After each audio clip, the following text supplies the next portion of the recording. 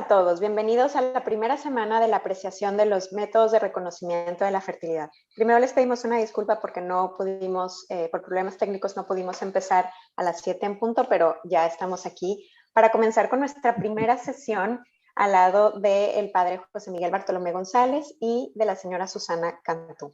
Esta primera sesión va a tratar acerca de la paternidad responsable y lo que nos dice la Santa Madre Iglesia acerca de ella. Primero voy a comenzar a presentar al padre José Miguel Bartolomé González, quien nació el 23 de mayo de 1971 en La Coruña, España. Actualmente es capellán de la sede de Monterrey del Instituto Juan Pablo II para la Familia y con anterioridad se ha desempeñado como capellán de otros colegios e instituciones en la ciudad de Monterrey y en la ciudad de Guadalajara. Por ejemplo, el Instituto Irlandés, el SECBAC, Cumbres Alpes Guadalajara, etc. Asimismo, ha impartido clases en el Instituto Juan Pablo II para la Familia y en el Instituto Catequético Escuela de la Fe. También ha ayudado en la formación intelectual del Seminario Menor de los Legionarios de Cristo en Montaneda, España, así como en otras actividades del movimiento Regnum Christi en sus secciones de jóvenes y adolescentes, tanto masculinas como femeninas. Padre José Miguel, muchas gracias por acompañarnos. Bienvenido. No, gracias a ustedes. Y ahora voy a continuar. Claro. Claro que sí. Ahora voy a continuar con la señora Susana Cantú de Jiménez. Ella está casada con Carlos desde hace 41 años, tiene 4 hijos, 11 nietos. Ellos son usuarios del método de ovulación Billings y al final del método de doble comprobación durante 30 años. Coordinadora de la Comisión de Paternidad Responsable y Vida de la Arquidiócesis de Monterrey desde su inicio en el año 2006. Es coordinadora también del Centro de Paternidad Responsable, Amor y Fertilidad de Familia Unida. Tiene experiencia en la enseñanza del reconocimiento de fertilidad por 34 años con novios próximos a casarse y con matrimonios, así como también con estudiantes de medicina y enfermería. Y ha capacitado a instructores del método. Susana, muchas gracias por acompañarnos. No, gracias por la invitación, encantados de estar por aquí. Muy bien, bueno, pues vamos a empezar, ¿no? Con la primera pregunta. Para hablar de sexualidad y paternidad responsable, ¿valdría la pena definir primero como personas humanas qué es lo que nos toca, lo que somos o lo que estamos llamados a hacer? Bueno. Padre, por Miren, favor. Sí. A mí me gustaría comenzar recordando el Evangelio de ayer, que tiene mucho que ver. Parece que no, tiene mucho que ver. Ayer domingo el Evangelio hablaba sobre lo que era la multiplicación de los panes. Es un pasaje que todos conocemos porque nos llama la atención, a todos nos gusta lo de multiplicar panes. Yo creo que es el segundo que más nos interesa, ¿no? Después de cuando convirtió el agua en vino, que es el que más, nos pasamos a los panes. Y es curioso, porque es bonito, ver la diferencia que hay. O sea, cuando Jesús multiplica los panes, pregunta, ¿no? En el pasaje que leímos ayer, le pregunta a uno de los apóstoles, bueno, ¿qué tienen ustedes?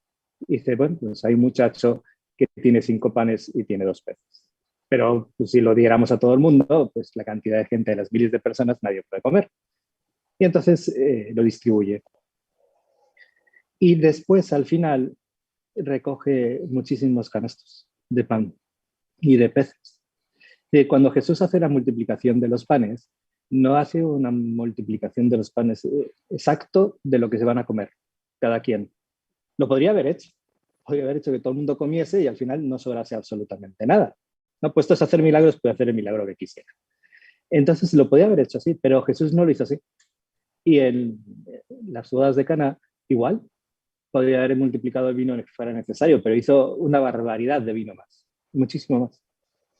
Jesús cuando hacía los milagros, siempre hacía un milagro que iba más allá de lo que eran las necesidades, ¿no?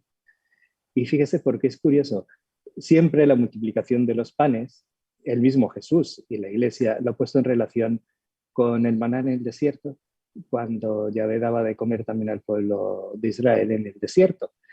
Y le daba de comer, sí, el maná, y le daba de comer también pues, las codornices, ¿no? Y perdices, que era carne. Bueno, pero ¿cuál era la norma que les daba? Pueden salir en la mañana, recoger lo necesario para el día y nada más. Y no Y guardar, quien cogía ¿no? y no guardar. ¿Sí? De hecho, quien agarraba más se le acababa. Y a quien tomaba menos tenía suficiente. Nadie guardaba. O sea, era lo justo. Y era lo justo para ese día. Y luego lo justo para el siguiente día. Y fíjese, porque siempre se ha puesto en relación uno con otro el maná como un ejemplo de lo que era el pan de vida, de la Eucaristía, después que nos da Jesucristo y la multiplicación de los panes. Pero hay una gran diferencia, que es que uno en el Antiguo Testamento es lo justo para ese día, mientras que en el Nuevo Testamento es sobreabundante, es muchísimo más de lo que nosotros necesitamos y podemos suponernos. Y es la diferencia, es el corazón de Dios, ¿no? Y la caridad. Es decir, en el Antiguo Testamento funcionamos y funciona y se lee y se interpreta mucho como, desde el punto de vista de la justicia, que es lo que a cada quien le corresponde. Ni un pelo más, ni un pelo menos. No más adelante, no más atrás, ¿no? Mientras que cuando llega Jesús y da la plenitud de la revelación, nos habla de la caridad, que la caridad presupone la justicia, es decir, presupone que a cada quien se le tiene que dar lo que le corresponde, pero va más allá, es sobreabundante, es generosa. ¿Sí? Y eso es lo que nos constituye y lo que nos hace más humanos. Fíjense, porque creo que es la gran diferencia de la visión que nosotros tenemos que tener como cristianos, que es una visión de generosidad, es una visión de sobreabundancia, es una visión de ir más allá de lo estrictamente justo y necesario, ¿no?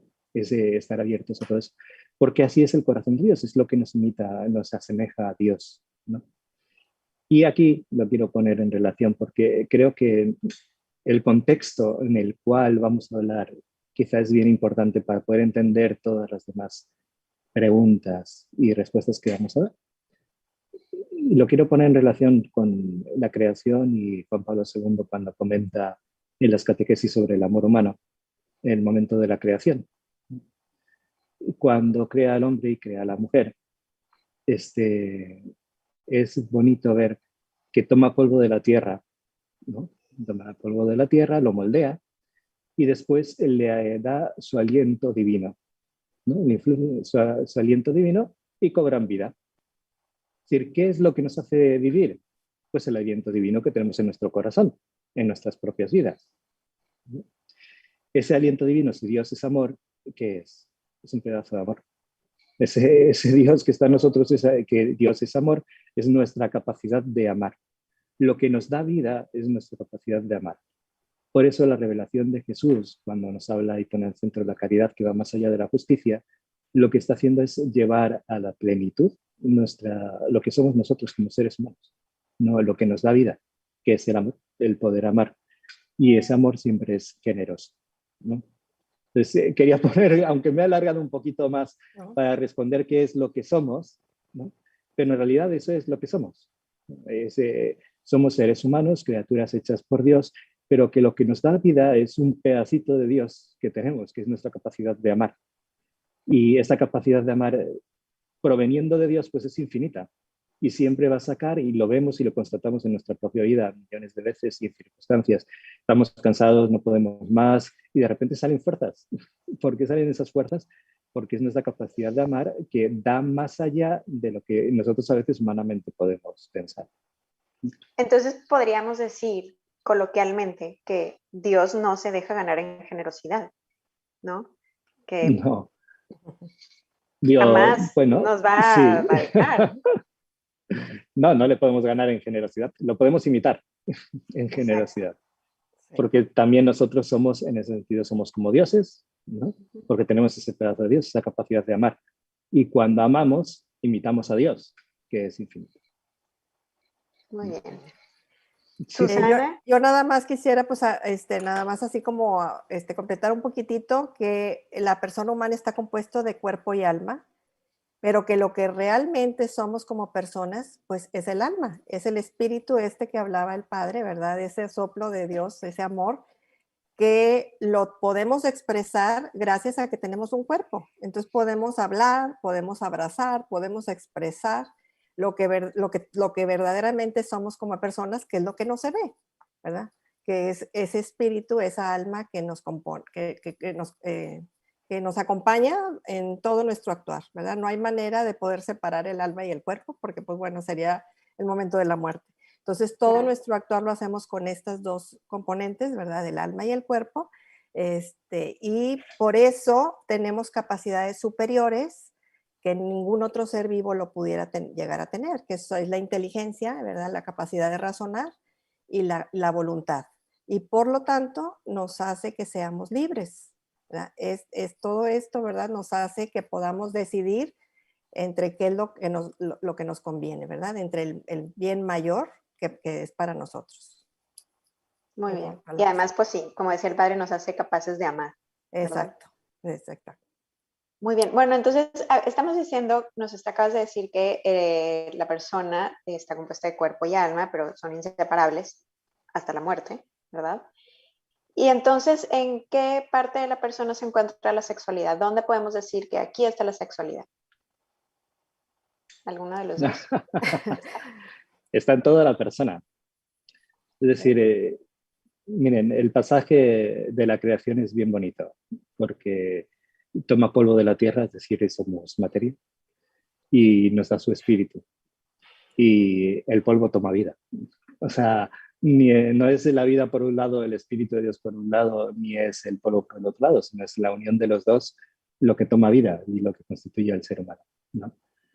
Y todo te corresponde a eso. Y lo significa muy bonito, de una forma preciosa, cuando hace pasar todos los animales del campo a Dios ante Adán y ninguno le satisface, ¿no? Porque Dios, cuando creó a todos los animales, pájaros, aves, los creó macho y hembra. Y en realidad no hubo ningún problema, funcionó muy bien. Pero para el caso de Adán, en realidad no era suficiente. Para él la sexualidad humana no era solamente sexualidad humana, no era solamente un aspecto biológico, como era en los demás animales, sino que comprometía también su otra dimensión, su capacidad de amar. Entonces, el poder amar, el poder querer, el poder compartir, el poder decir, el escuchar, ¿sí? el tener sentimientos y esos sentimientos poderlos compartir con otra persona para que realmente me escuche, me entienda, me comprenda y a su vez pueda hacer lo mismo con la otra parte, es una dimensión propia espiritualmente hablando, ¿no? de lo que es el amor. Es una comunión de vida. Entonces esa comunión de vida se da todos los niveles. Y la sexualidad humana, para que sea verdaderamente humana y no sea, se da en los dos niveles. Y para que sea plenamente satisfactoria, también se va a dar en los dos niveles. Porque pues es lo que está a decirnos, ¿no? Ahí, si hubiese sido nada más desde el punto de vista biológico para procrear y mantener la especie, seríamos como los demás animalitos. Entonces se encontraría focalizada en nuestra parte pues, de polvo de la tierra, en nuestra parte corporal. Y sin lugar a dudas, sí está ahí, pero no solamente. Y si fuera solamente espiritual, ¿no? Como Dios que es solamente espíritu, pues sí, sería compartiría la vida, haría la creación, o sea, todo lo que hace Dios, que comparte también su amor a todas las criaturas que tiene, con las que vive y al interno de él mismo. Por eso Dios es Trinidad. Un Dios que es amor tiene que ser trino y uno. No lo podemos entender, pero nos damos cuenta que es necesario, porque no puedo amarme a mí mismo, ¿verdad? Eso es egoísmo. Tengo que amar a alguien más. Entonces tiene que haber tres personas para poder compartir ese amor, ¿no? Y recibirlo y dar. ¿No? Es necesario eso. Entonces, no somos ni una cosa sino la otra, somos la unión de los dos. Entonces, la sexualidad se da a las dos partes. Y es así. Es decir, es una muestra de amor que se hace con el corazón y que se hace con el cuerpo. Muy bien. Si yo nada más, pues así como genéticamente o así hablando más humanamente, la sexualidad, pues como decía el padre, está integrada en toda la persona. Por eso, pues, todas y cada una de mis células están marcadas con el XX, por eso yo soy mujer, no nada más son mis genitales, como decía el padre, está involucrada toda mi persona, incluso en la parte espiritual y psicológica. Y pues por eso me muevo, hablo, lloro, me enojo como mujer, ¿no? Igual los hombres, ¿no? Porque todos y cada uno de ellos están marcados. Y de hecho, incluso, por ejemplo, ahorita ha avanzado tanto la ciencia que si hubiera, por ejemplo, un incendio en algún edificio, pues los forenses pudieran saber por el ADN cuántos hombres y cuántas mujeres había en ese edificio en ese momento, en el momento del incendio, aunque estuvieran cenizas, ¿no? Entonces, Claro. pues ahí vemos cómo la sexualidad está en toda la persona íntegra. No podemos decir nada más que soy mujer porque tengo genitales femeninos, sino que es, como dice el padre, es una forma de ser persona. Y es un hombre u mujer. Ok, muy bien. Entonces, las mujeres somos una forma de ser personas como mujeres y los hombres como Es, hombres, ¿verdad? exactamente. Ambos personas, al final de cuentas, persona humana. Claro, exacto. Muy bien. Sí, somos, por así decirlo, dos formas diversas de ser seres humanos. En Muy el, bien. el caso de los animales, creo que es un poco diverso. Lo que trata de decir a veces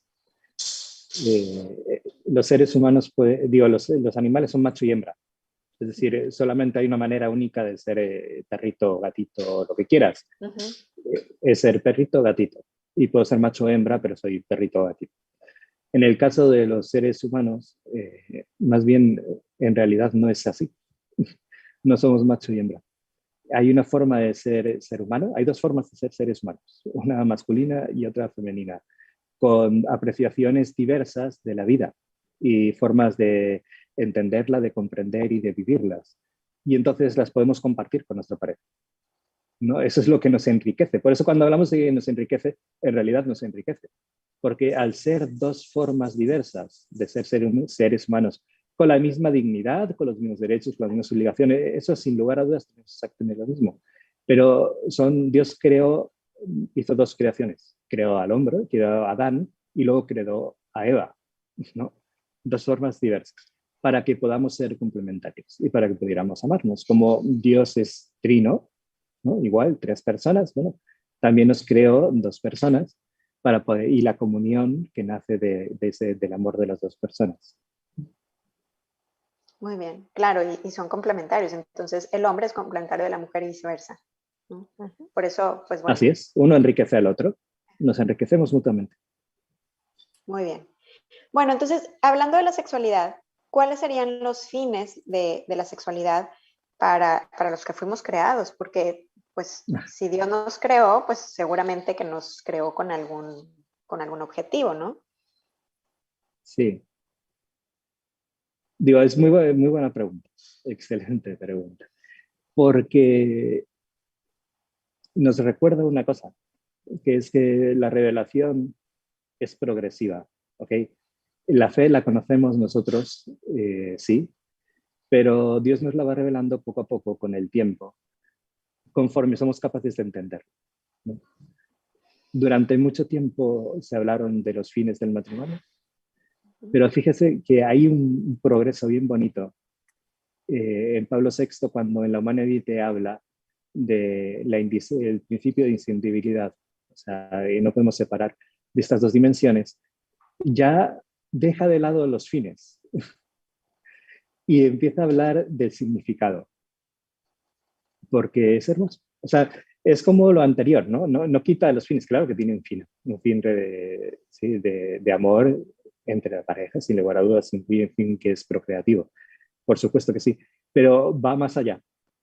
Lo presupone ese fin y da un paso más adelante, que es más satisfactorio de lo que estábamos hablando. Es decir, como seres humanos, cumplir fines es una máquina, ¿no? Yo hago un reloj para que me dé la hora, el fin es que me dé la hora. Pero cuando yo lo hago más humano, le doy un significado, ¿no? Un significado a mi vida. Entonces es mucho más profundo. Cuando yo transmito, estoy dentro del matrimonio, la pareja y hablan de tu pareja y les abres tu corazón y le dices tus miedos, le dices tus inseguridades, le dices los proyectos que tienes, le estás abriendo de verdad tu corazón. Eso tiene un significado, ¿no? No es solamente, bueno, tú eres la persona y ahí te va, tienes que escucharme, aguántame, ¿no? Sino es todo un significado. Es un querer hacerte parte de mi vida. Y por el otro lado es decirte, claro que sí, o sea, puedes venir conmigo, puedes confiar, vamos a estar juntos y cada uno de esos miedos los vamos a afrontar juntos, no te voy a dejar por eso. Son inseguridades, son válidas, yo a lo mejor tengo otras, pero en estas te voy a apoyar, las conozco y recorremos el camino de la vida juntos. Ese es un significado, ¿no? Y el significado también de la procreación de los hijos, ¿no? Es lo mismo. O sea, estar abiertos a que esta felicidad que compartimos nosotros, tenerla con otras personas, ¿no? Que son los propios hijos, o los miedos que surgen de la educación, ¿verdad? Después de los propios hijos, qué hacer con ellos, cómo nos va a ir, qué vamos a... Millones de miedos, millones de incertezas, tanto con la educación como para mantenerlos, alimentarlos y trabajo, y que están ahí presentes. Entonces, sí es bonito, ¿no? Verlo desde esa perspectiva, porque nos llena más, nos llena muchísimo el corazón, ¿no? Un significado, le damos a nuestra vida un significado. Y entonces, mi pareja es parte de la plenitud de significado que tengo en mi vida, de mi propia realización. Y mis hijos son parte también de mi propia felicidad y del camino que llevamos juntos hacia el cielo. Sí. Pues no, pues ya lo dijo el padre, pero bueno, es el significado. Lo dijo muy bien. Muy bien, sí. El significado del matrimonio, ¿verdad? Que es fortalecer el amor de los esposos y que ese amor pues es difusivo y trae como consecuencia la vida. Entonces ese amor y vida pues es algo que antes, como decía el padre, se manejaban como fines de la sexualidad, pero bueno, también el significado de compartirlo todo y ese amor pues tiene que ser fructífero, ¿verdad? Es difusivo y se va multiplicando, ¿no? Claro, y entonces podemos hacer la conexión con lo que nos decía el padre de la multiplicación de los panes y de los peces, porque no se queda nada más ahí, ¿no? O sea, se va multiplicando ese amor y esa generosidad hacia los hijos y hacia la descendencia en general y hacia los demás. Exacto. Así es. Muy bien, bueno. En esta semana de la apreciación de la fertilidad también vamos a abordar ciertos mitos, ¿verdad? Que pues tenemos preconcebidos como sociedad y la idea es pues acabar con esos mitos, ¿verdad? Entonces, uno de los mitos que está probablemente más arraigado es que el término de paternidad responsable es igual a tener muchos hijos, que la iglesia es lo que nos pide, tener muchos hijos.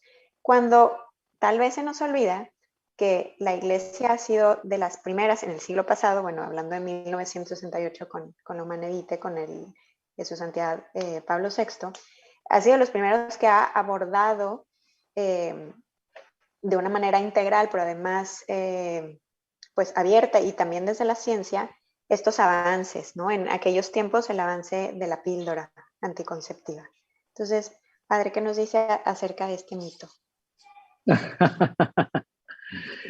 Está muy difundido, la verdad. Está difundido. Quizá nosotros mismos como cristianos, como católicos, hemos contribuido a ello y los mismos sacerdotes también. Hemos contribuido a ese mito, ¿no? Por explicar las cosas o las formas como lo hacemos, la manera de explicarlo. Creo que el tema de responsable es bien bonito, darnos cuenta que lo importante es ser responsables, ¿no? Lo decía Susana muy bien antes cuando nos compartía, o sea, decía que somos seres inteligentes, y tenemos una inteligencia y una voluntad y eso nos constituye seres libres, ¿no? Nuestra inteligencia y nuestra voluntad nos permite también gobernar ese desequilibrio que tenemos en nuestro interior. Porque la verdad, cuando yo decía que somos polvo y tenemos un pedazo de Dios, pues el pedazo de Dios realmente y el amor de Dios es infinito. Pero vivimos en un cuerpo que es finito y en un mundo que es humano. Entonces sí tiene límites. Y hace falta que nos gobernemos con una virtud que es la prudencia. Nuestra inteligencia y nuestra voluntad nos ayuda a que la prudencia, la virtud de la prudencia, en cada momento pueda evaluar qué es exactamente y qué significa el amor. Amar a una persona o amarnos mutuamente como pareja o dentro del propio matrimonio y por lo tanto amar a nuestros propios hijos, ¿no? el regular, el ver cuántos hijos no, son los que podemos realmente, con prudencia, tener para poder educarlos, para poder compartirles la propia vida, ¿no? Como decíamos antes, no somos animalitos en el sentido de que vamos a reproducir sin cesar, sino vamos a hacerlo con la prudencia suficiente para hacerlo. Y la misma encíclica Humanae Vitae.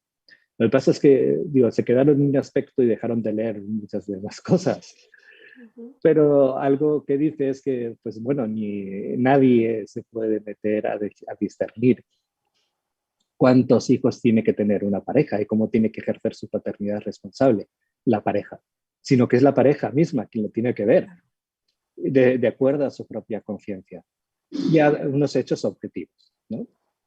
Y habla ahí claramente a tener en cuenta tres aspectos fundamentales. Uno son los procesos biológicos, ¿ok? Otros son los procesos de tipo distintos y pasiones, pero el tercero es bien importante, ¿no? El tercero habla y dice las condiciones físicas, las condiciones económicas, psicológicas y sociales. Y la prudencia nos tiene que llevar a evaluar cada uno de esos tres aspectos para tomar la mejor decisión, porque eso significa amar, ¿no? Amar de una forma profunda a cada uno de ti, a tu pareja, a la familia, a los hijos, ¿no? Entonces hay que tener en cuenta las condiciones físicas. No es igual una pareja, por ejemplo, que ya tiene un hijo y ese hijo a lo mejor tiene síndrome de Down o tiene alguna discapacidad, va a requerir muchísimo más tiempo de atención. Entonces el tener un segundo o tercer hijo, te lo tienes que pensar porque tu tiempo es uno, la dedicación es una, ¿no? Y este ya te está acaparando un tiempo y una dedicación y unas necesidades psicológicas, afectivas y muchísimas. Entonces, en cada circunstancia la pareja tiene que ver lo que es mejor para ellos como pareja de los dos. O sea, no es una decisión tampoco que vaya a tomar uno de los dos miembros de la pareja, sino que se toma los dos puntos conforme a la conciencia, teniendo en cuenta cada uno de estos aspectos. Con mucha frecuencia tenemos en cuenta los aspectos biológicos o las pasiones, pero tenemos que tener también en cuenta los aspectos, bueno, y también a veces los aspectos económicos, nos quedamos en los aspectos económicos. Pero ahí habla la encíclica de los aspectos psicológicos. Hoy hablaríamos o lo cambiaríamos psicoafectivos, ¿verdad? Para hacerlo más claro, pero dentro en el vocabulario de aquella época, cuando decías psicológico, también te referías a la parte o a la dimensión afectiva, que es muy importante, porque los hijos no solamente tienen que saber que los queremos, tienen que sentirse queridos. Y es una diferencia. O sea, el que tu hijo se sienta querido significa que tú realmente lo conoces, sabes lo que es y le das el cariño que él necesita, que cada uno de ellos va a ser diverso. Entonces, el hacerlos sentirse queridos, te digo, también requiere de tiempo, requiere de esfuerzo, requiere de... ¿no? Y también habla de aspectos sociales que son válidos. Están en la encíclica, ¿ok? Entonces, es un aspecto válido a tener en cuenta. Es decir, no es lo mismo, ¿no? Decimos, ay, que el dinero, la marca no importa. Bueno, la sociedad es la que vivimos, ¿no? Y hay hay mundos dentro de esta sociedad. En algunos mundos, tú tienes que vivir de acuerdo a un estilo de vida propio del mundo en el cual tú estás, que a lo mejor requiere un mayor gasto económico, ¿ok? Entonces tienes que tener también en cuenta eso.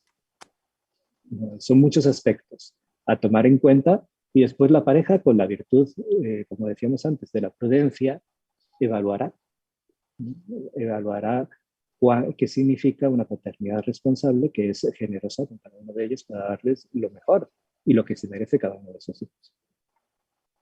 Claro, entonces, qué importante lo que usted nos dice de es la pareja quien decide, no la suegra, no la mamá, no el sacerdote, o sea, Ni no, siquiera no la las iglesia, así es. comadres, ni la iglesia, ni las amigas, ni, ¿no? Y a veces a lo mejor el mismo ambiente nos va envolviendo en, pues, con ciertos comentarios, ¿verdad? De, o ya son muchos, o te hacen falta, no sé, cualquiera. Pero entonces hay que recordar que es la pareja quien decide.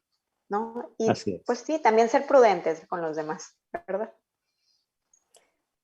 Susi. Yo nada más quisiera agregar que con el mito también se debe, creo yo, mucho en las palabras que a la hora del rito del matrimonio nos preguntan, ¿no? ¿Están dispuestos a recibir los hijos que Dios les mande? O algo así dicen las palabras, algo Sí. parecido, ¿no?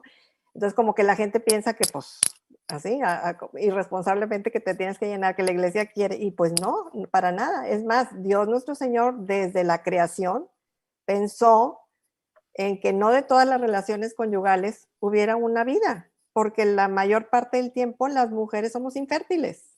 Así es. Entonces, realmente, o sea, desde el momento de la creación, Dios pensó que pudiera haber circunstancias, como decía el padre, de una enfermedad de un niño, una discapacidad, etcétera, que pudiera ser que en ese momento no es conveniente traer otro hijo al mundo, ¿verdad? Por el amor que se le tiene al que ya está o los que pudieran llegar a venir. Entonces, esta es una decisión, como decía el padre, pero en pareja y siempre basada en el amor. Que amor es pensar en el bien del otro o de los otros o de los que pudieran llegar a venir.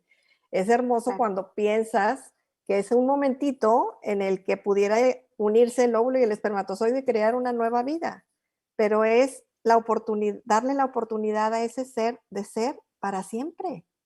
O sea, qué diferente siento yo que a lo mejor lo veríamos con un poco más de generosidad, esa visión, ¿no? De darle la oportunidad a ese ser de ser para siempre, porque pues el espíritu no va a morir y va a vivir eternamente feliz, ¿verdad? Si lo sabemos, si los encauzamos y llegan a su fin último, ¿no?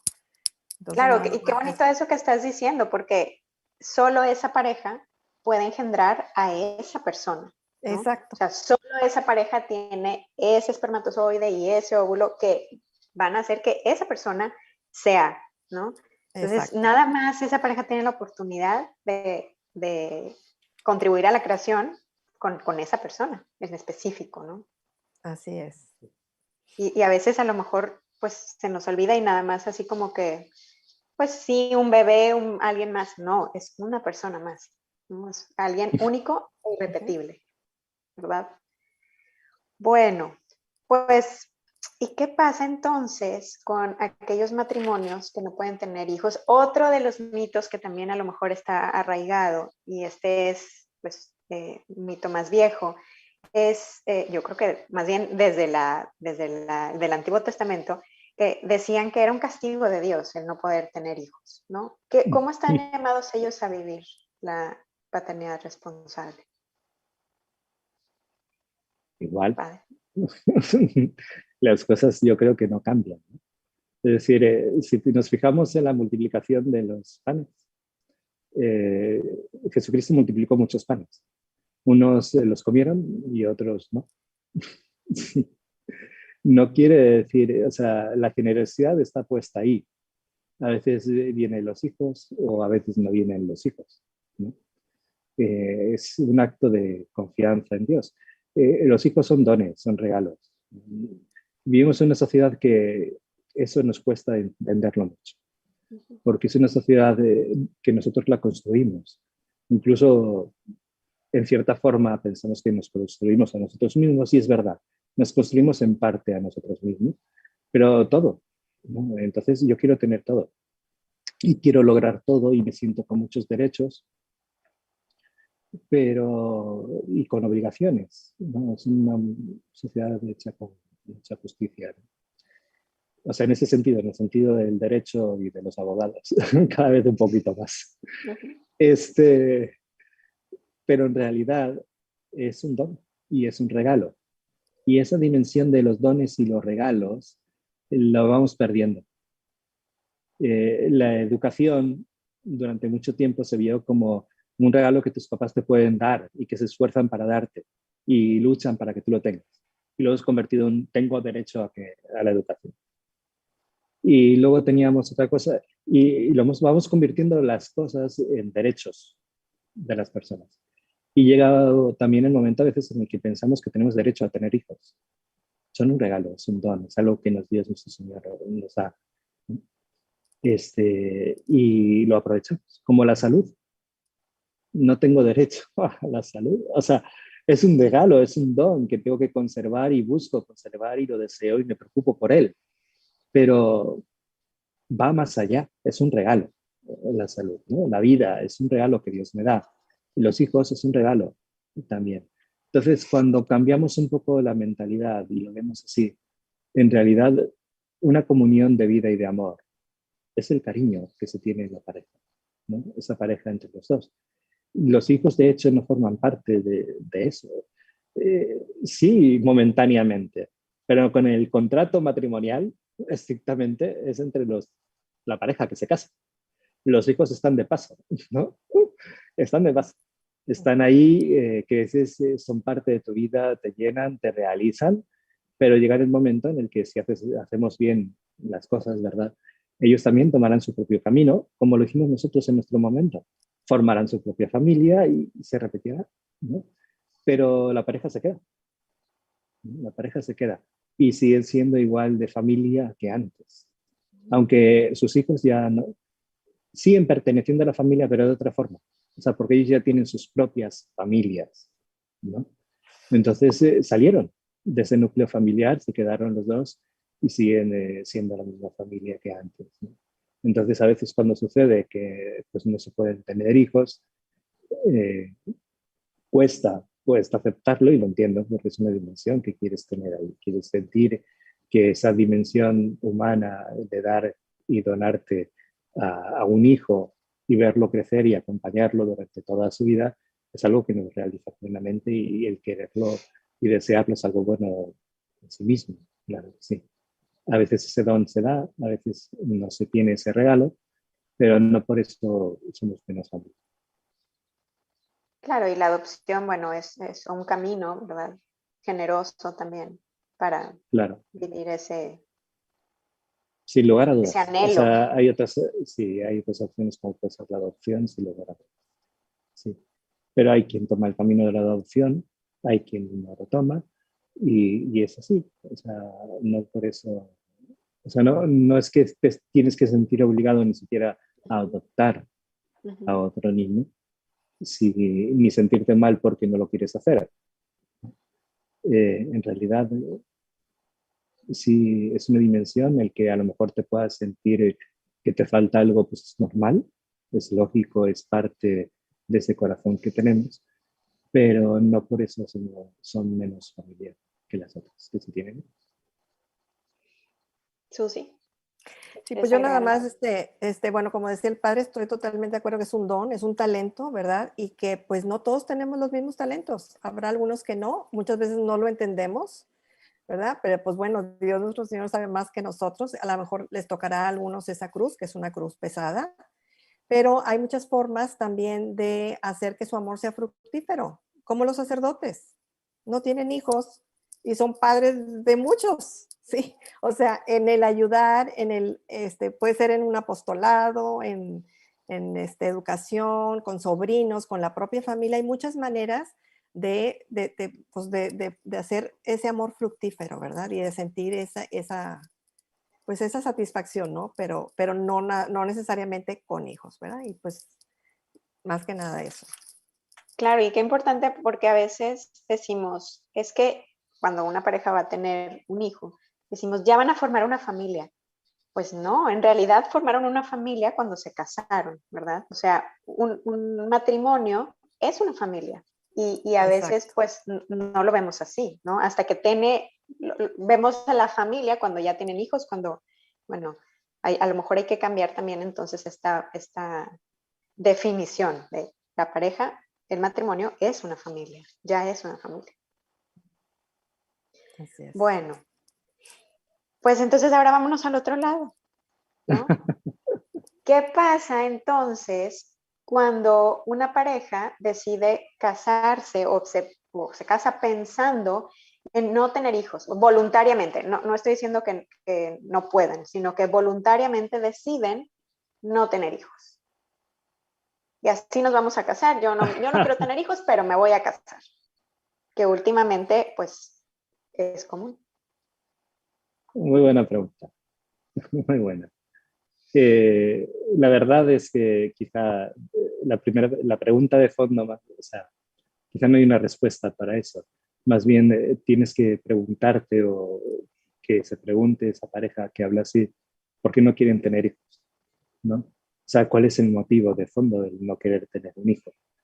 Y yo te voy a contar una anécdota que me pasó hace ya, yo creo que como 10 años más o menos, estando de misiones, ¿no?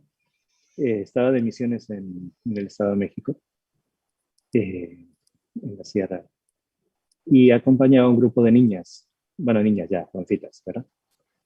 Entonces, pues era durante la Semana Santa y resulta que el martes, okay, el martes santo, porque comenzamos desde el domingo de Ramos, pues estaba el domingo de Ramos, luego las niñas se fueron a la iglesia principal en el pueblito y luego se fueron a diversas, pues otros ejidos, otros pequeños pueblitos que estaban alrededor, más arriba de la montaña, ¿no? Y el martes yo no lo sabía, pero los martes había mercado, ¿verdad? Y en esos pueblitos el mercado es todo, o sea, el mercado mata todo. Entonces todos los de la montaña bajan al mercadito. Claro. Entonces yo, inocente, primera vez que iba por ahí, me levanté el martes y empecé a dar la vuelta a buscar a las niñas, a los pueblitos ahí en la sierra. Llega la primera y no veo a nadie. Dije, no están aquí. Dije, qué raro. O sea, habrán salido, quién sabe, a otra casa con algún enfermo ahí, quién sabe dónde. Entonces me voy uno, me fui dos y en el tercero ya pregunté y dice, no, ya me explicaron lo del mercado y pues todo el mundo se va y pues no tiene actividades. ¿Qué actividades tiene? Entonces ellas también se bajaron al mercado, ¿no? Entonces yo viendo el panorama, pues ya dije, pues aquí me quedo. Me salí un poco a la carreterita así y en la pasada había un puestito de tacos. Entonces pues me senté a esperar a que pasara pues, el día ahí y estaba comiendo unos taquitos y eso. Y ya cuando llegaba el mediodía y el momento de irme y todo eso, llegó uno de los camioncitos que repartían gente y se bajó una muchacha y me vio. Yo traía una camioneta con las placas, las calcamonías estas de Juventud y Familia Misionera. Y me dice, este viene con las niñas que andan por ahí. Y dice, sí. Y ya le conté, pues no sabía que era mercado y aquí me quedé. Y dice, no, es que sí, las acabo de ver en el mercado. Y dice, ¿hablaste con ellas? Dice, no hablé con ellas. Entonces me empezó a contar la verdad de su vida. Y una vida muy triste, mucho. O sea, realmente una vida desde niña muy chiquita, muy injusta, muy dura, muy desagradable, una cosa pues, bastante horrible. Y fue creciendo en ese ambiente, este, sí, con la certeza de que su mamá, pues seguro que la quería, pero no se preocupaba mucho con ella y muchos problemas. Se fue siendo adolescente de casa con otra persona, pues por salirse de casa con otro muchacho, también pues, igual de irresponsable que ella y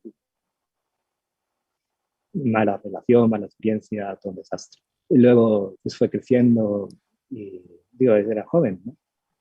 Y se metió en otra relación con otra persona, pensando que ya pues, el otro era de adolescentes, ahora ya una relación y se encontró otra persona también muy desagradable.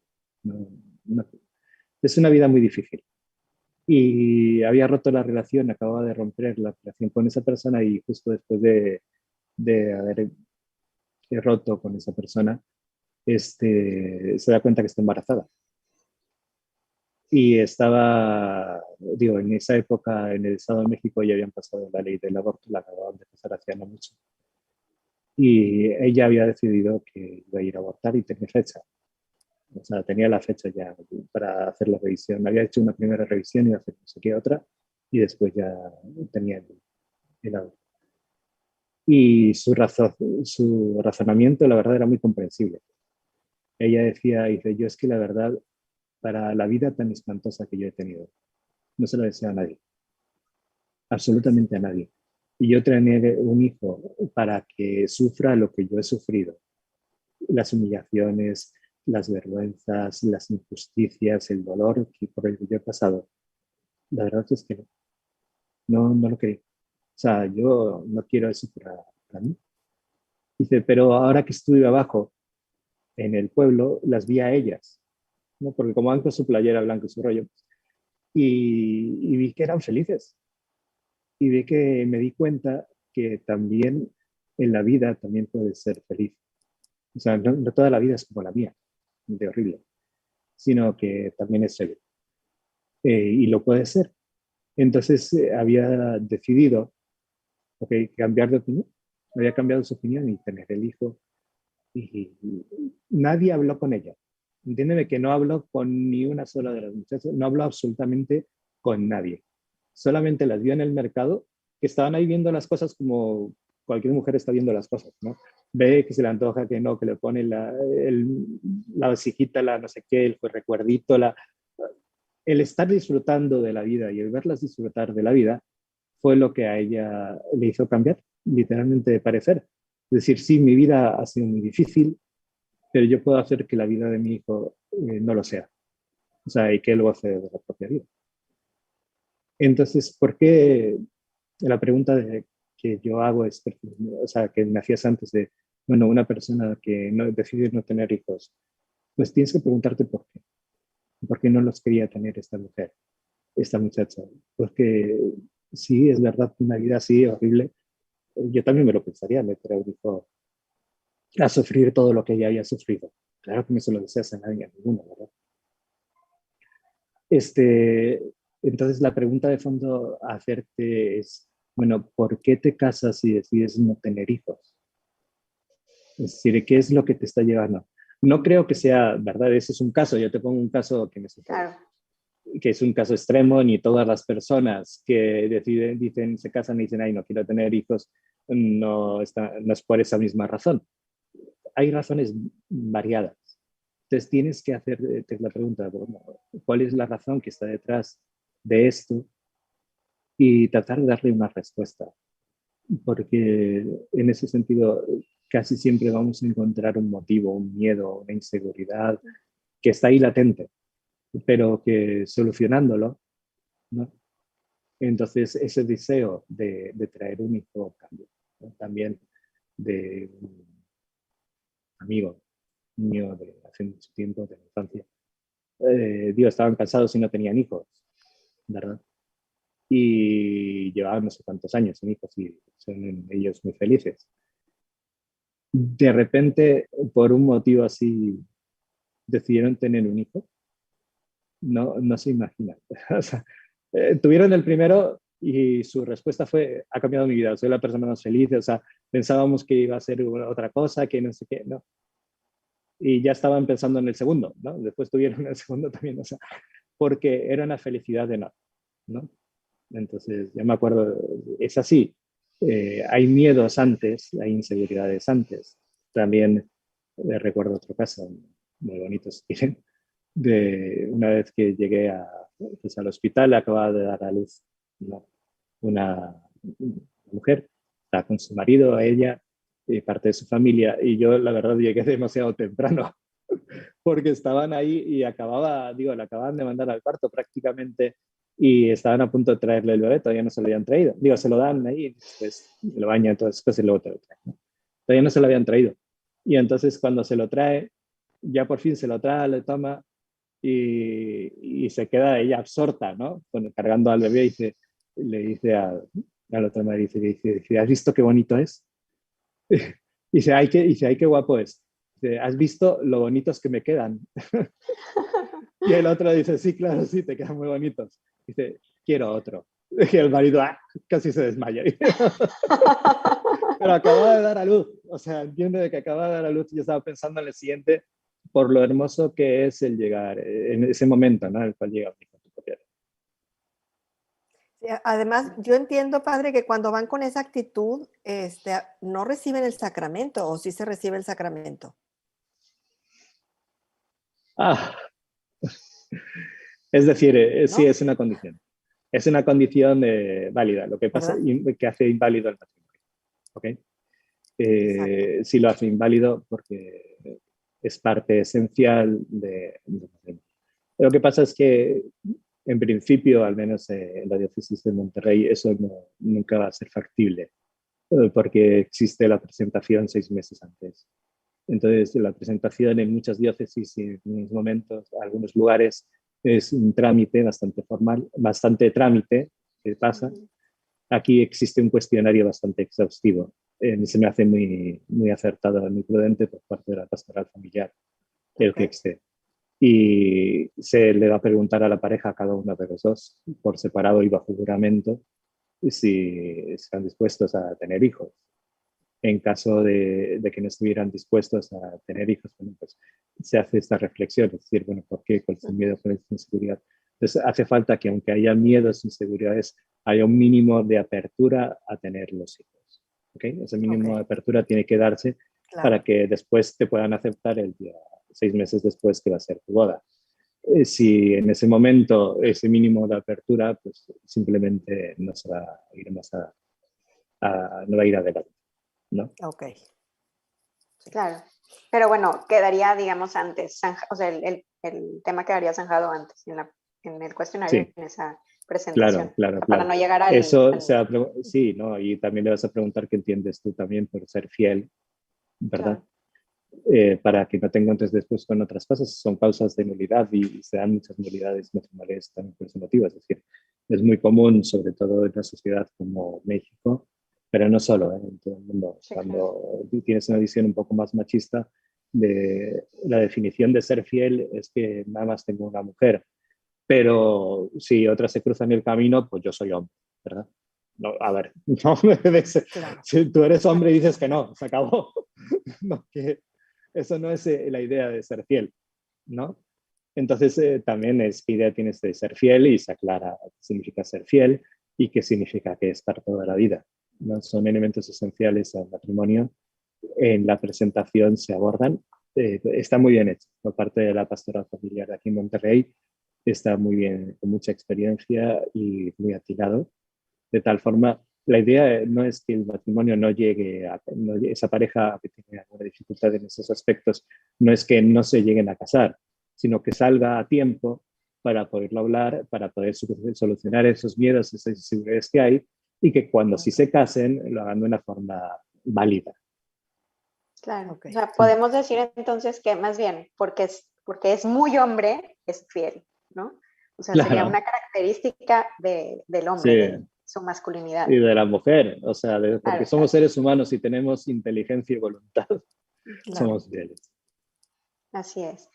Bueno, hablando entonces un poco del plan de Dios para el matrimonio, podemos decir entonces que el magisterio de la Iglesia nos guía o nos ayuda para entender lo que Dios nos pide con el matrimonio a través de sus enseñanzas y a través de sus documentos, libros, encíclicas, etc. ¿Hay alguno o algunos específicamente que nos ayuden a esto? Digo, hay varios, ¿no? Hay bastantes, yo creo. Manedite, pues que estamos hablando ahora mismo. Después está la exhortación de Juan Pablo II, Familiaris Consortes, ¿no? También es enorme. A mí me gusta también mucho, como les decía antes, ¿no? Conforme van avanzando los tiempos, también se van afrontando las diversas necesidades y dando respuestas de acuerdo a la sociedad. Los principios son los mismos, pero evoluciona su aplicación, que va cambiando en la sociedad y el mundo. ¿Okay? Y en ese sentido también la de Amoris Laetitia del Papa Francisco, que luego fue muy polémica por una parte y unas cosas que afirma que son unos números, pero tienen otros números preciosos también sobre lo que es la familia, sobre lo que es el matrimonio en la sociedad actual en la cual vivimos, ¿no? Entonces, hay muchos documentos. Yo creo que cuanto más cercanos y más nuevos son, más van a responder a la sociedad en la cual vivimos. Claro, y además entonces podemos decir que la Iglesia ha sido vanguardista en este tema, ¿no? Lo veíamos con Pablo VI, con la Humanae Vitae, que abre el tema, o sea, no se cierra, sino abre el tema, y San Juan Pablo II, bueno, con la teología del cuerpo, que le da esta importancia al amor conyugal, que dedica pues sus primeros 5 años del pontificado a hablar de cada miércoles en sus audiencias de este tema, ¿verdad? Sí, pero digo, ha sido vanguardista, sí. sin lugar a dudas. Mira, estoy leyendo, ya a punto de acabar, un libro, ¿cómo se llama? Es de psicología, una doctora en psicología, y, se me ha ido el nombre. Es sobre la importancia de la década de los 20 años, ¿no? Porque a veces no le damos toda la importancia que tiene. Y en ese libro es de ahora, ¿okay? Publicado hace 1 año, 2 años. Afronta, no es un libro católico ni nada parecido, es un libro de psicología, simplemente. Y la importancia de los 20 años. Y habla de una de las cosas, o sea, la base es que durante la década de los 20 años decide todo lo que va a ser el resto de toda tu vida, porque vas a tomar decisiones para toda tu vida, las fundamentales. Es decir, qué vas a estudiar, la carrera que vas a hacer y por lo tanto el trabajo que vas a desarrollar. Y también vas a tener, biológicamente llegas a la plenitud de tu cerebro como desde el punto de vista biológico, ¿no? Ya ahí llegas a la plenitud del desarrollo. Y de la tercera cosa que habla es de que estableces lo que van a ser tus relaciones afectivas y humanas y tu familia o la persona o pareja con la que te vas a casar. Abordando ese tema, habla de los miedos que tiene cada quien y esas cosas. Y hace referencia a las parejas que conviven antes de casarse. Ujú. Entonces dice que, bueno, muchas parejas pensaron que, dado que el matrimonio de sus papás había fracasado y otras cosas, entonces se iban a convivir un tiempo antes de casarse y después así solucionar ese problema. Y luego ella da la respuesta de las estadísticas. Y es que en realidad las estadísticas dicen que entre los que conviven antes de casarse y los que no conviven antes de casarse, el número de divorcios es casi idéntico. Es decir, existe un índice ligeramente más alto entre aquellos que conviven. Ligerísima, imperceptiblemente. Es lo que dicen las estadísticas de Estados Unidos, ¿no? Entonces, el planteamiento, la respuesta que te das es que en realidad entonces es verdad que tú tienes ese miedo y este temor a qué va a pasar, pero la solución al divorcio no es el convivir antes, sino que el problema está en otra parte. Entonces hay que afrontarlo.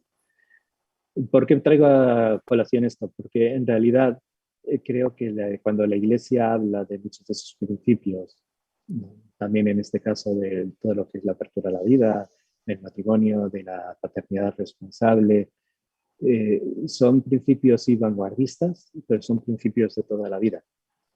Y porque están basados en lo que somos como naturaleza humana, en lo que somos como seres humanos. Y siempre hemos sido los mismos, somos los mismos y seremos los mismos como seres humanos. Las circunstancias alrededor van a cambiar, ¿ok?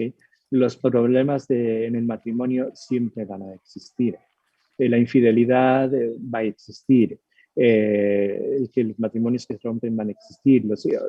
Siempre se va a dar todas esas circunstancias, ¿ok? Porque de formas y manifestaciones diversas.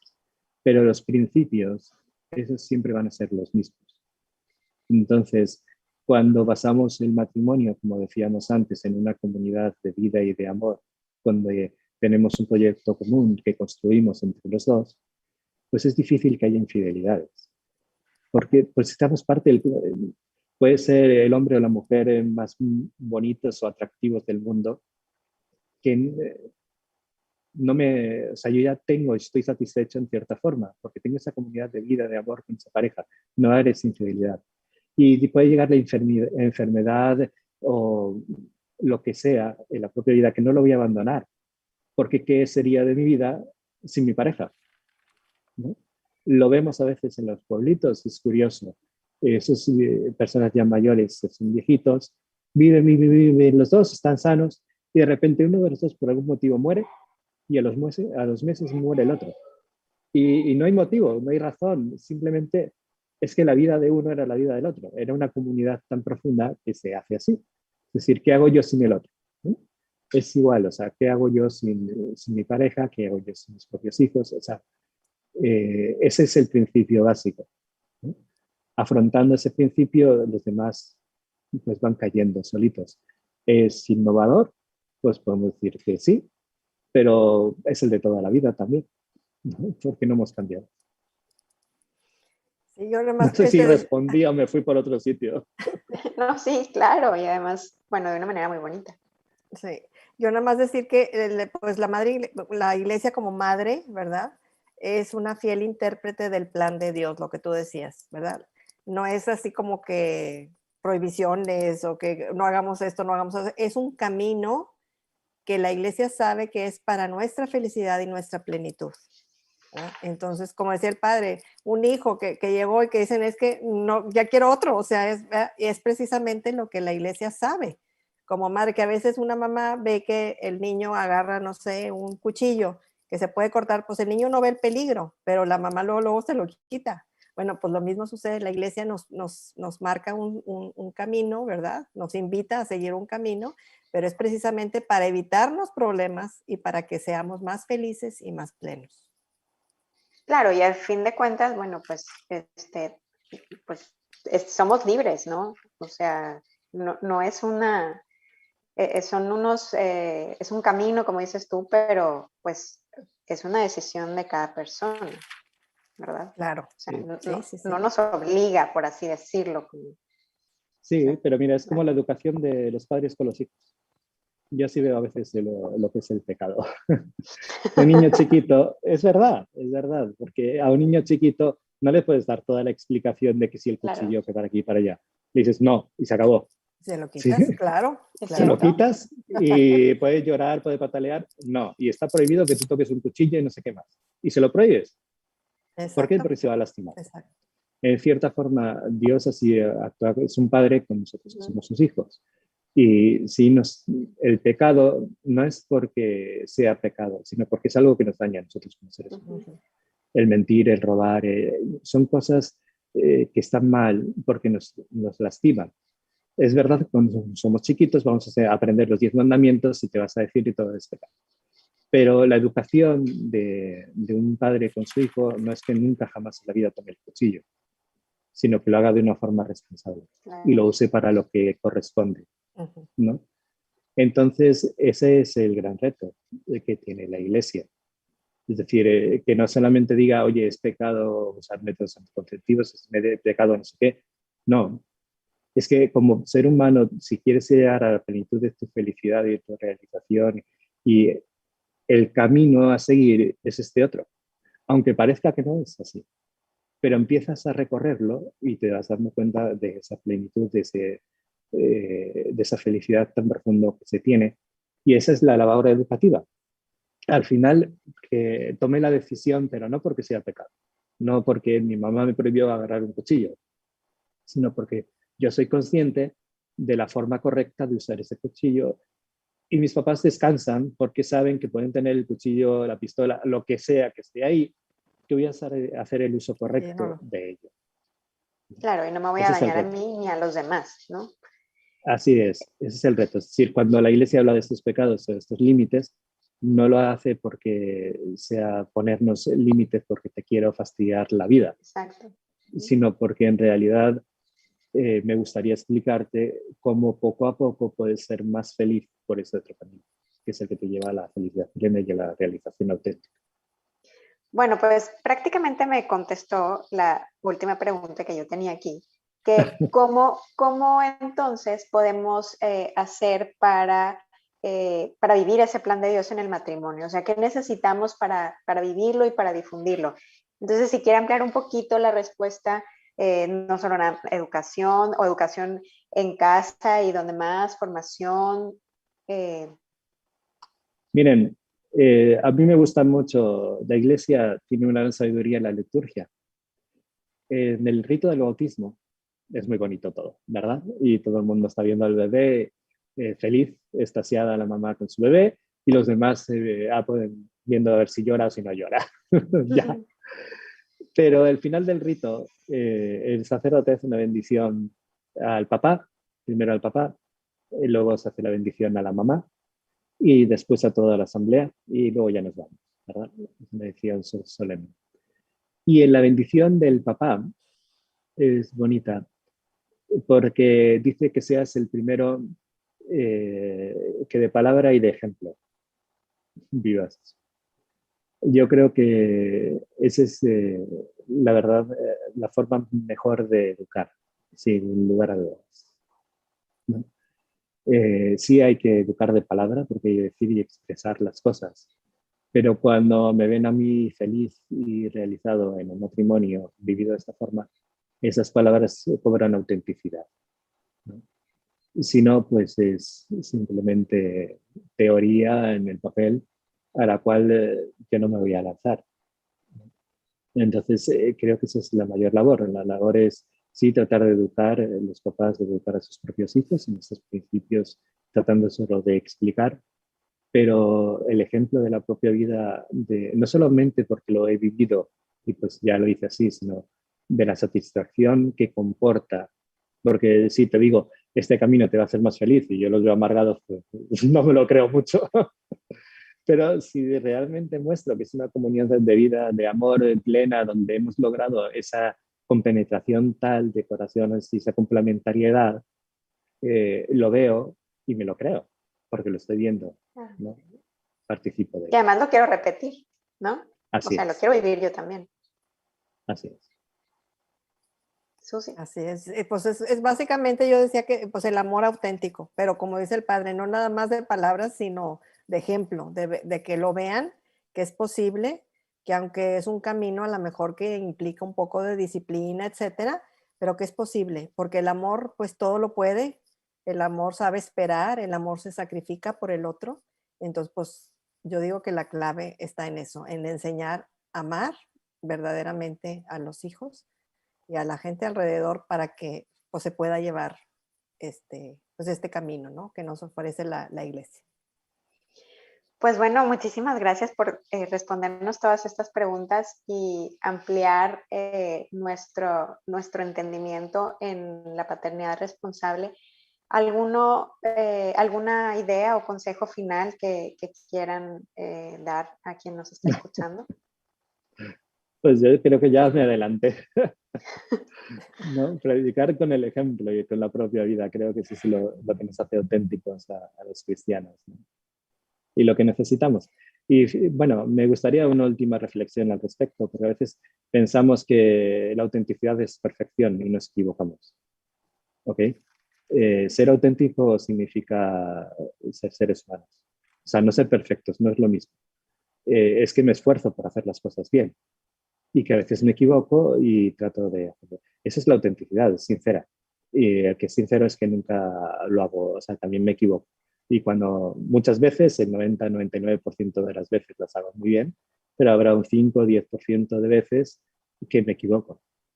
Y esa es autenticidad. También me voy a equivocar, también lo voy a regar, también tengo pasiones y tengo momentos débiles. Pero cuando se da, lo sé reconocer, tengo la humildad de reconocerlos, de pedir la ayuda de Dios, la gracia de Dios, de pedir el perdón si he ofendido a alguien y seguir esforzando y seguir luchando. Esa es autenticidad, ¿ok? No, no perfección. El que es perfecto es mentiroso. Esa es la verdad. El que es Muy perfecto es bien, mentiroso porque perfecto es solamente Dios y no lo exacto, somos. Dios. así es. Susi. Y bueno, pues yo nada más invitaría pues a los novios próximos a casarse, a los matrimonios, a decirles que realmente vale la pena que lo intenten. Realmente esta disciplina o esta manera de vivir, esta filosofía de vida, ayuda a basar el matrimonio sobre bases bien sólidas, como es la comunicación, la comprensión, la responsabilidad de dos, ¿verdad? Que porque para que venga una nueva vida se necesita la colaboración amorosa de dos, pues para que no venga también se necesita la colaboración amorosa de dos. El ejemplo que se les da a los hijos, o sea, son muchas las cosas que se viven y eso hace que sea pues un matrimonio mucho más sólido. De hecho, hay estudios que dicen que los matrimonios que llevan un método de reconocimiento de fertilidad, en Family of the Americas se hizo un estudio en donde daba de resultado que el 0.2% de los matrimonios que llevaban un método de reconocimiento de fertilidad llegaban al divorcio. Y no es porque sean mágicos, sino es por todas las virtudes, toda esta filosofía que lleva detrás que te hace vivir esto. Y obviamente, pues saber que si confiamos en nuestras propias fuerzas, pues a lo mejor no va a ser posible, pero de la mano de Dios, alimentándonos siempre de su palabra, de su cuerpo y de su sangre, con Él, ¿verdad? Y hacerlo partícipe de nuestros planes, que pues yo siento que es la manera para poder salir adelante con todo esto. Les invitaría a que lo intenten, que vale la pena que lo hagan. Claro, que se informen y que se formen, ¿no? Hay muchos lugares en donde pueden obtener esta información y además, pues, la capacitación, ¿verdad? Como nosotros estaremos proporcionando datos de dónde pueden acudir para recibir estas capacitaciones del método que elijan. Bueno, pues muchísimas gracias, Padre José Miguel Bartolomé González y Susana Cantú Jiménez. Muchas gracias por habernos acompañado en esta primer sesión de la Semana de la Apreciación de la Fertilidad. A nombre de la Comisión de Paternidad Responsable y Vida y de Provida Nuevo León, les damos las gracias. Estamos seguros que estas explicaciones, estos testimonios, bueno, serán de muchísima utilidad. Y aquí estaremos para continuar con estos temas. El día de mañana vamos a tener el tema de métodos de reconocimiento de la fertilidad desde la medicina. Vamos a tener a la doctora Ana Victoria Ramos y la entrevista será a las 7 de la tarde para que nos acompañen también. Pues muchísimas gracias y nos vemos mañana. Muchísimas gracias a ustedes. Gracias. Gracias.